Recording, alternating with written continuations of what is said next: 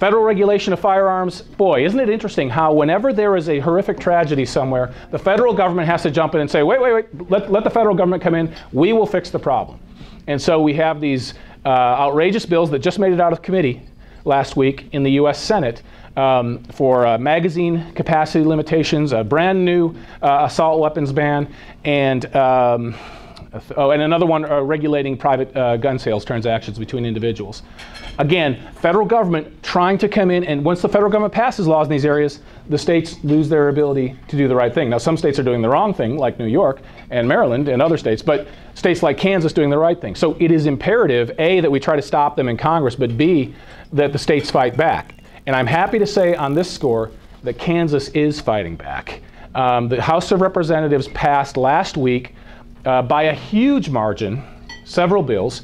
The two most important ones, expanded concealed carry to government buildings that don't have a metal detector, which I think makes perfect sense. If they're not going to protect you with a metal detector, then law-abiding citizens ought to be able to protect themselves. But the second one, which I think is even more important, and I helped John Rubin draft it. John isn't here today, but John is doing a great job in this area.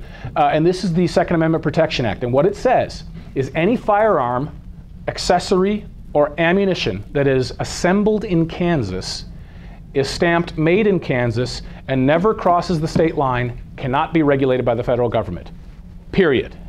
And any attempt by a federal agent to regulate it is a felony in the state of Kansas. That is a very important constitutional pushback from our state.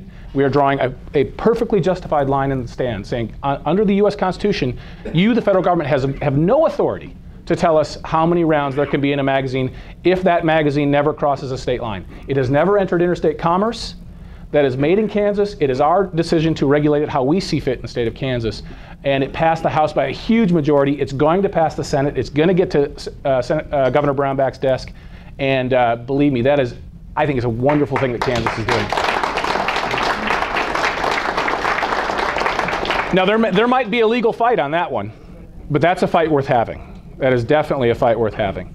Oh, and one thing on this. I think we in Kansas can claim to be #1 in that area, too. Not only election protection, but also guns, protecting the right to keep and bear arms.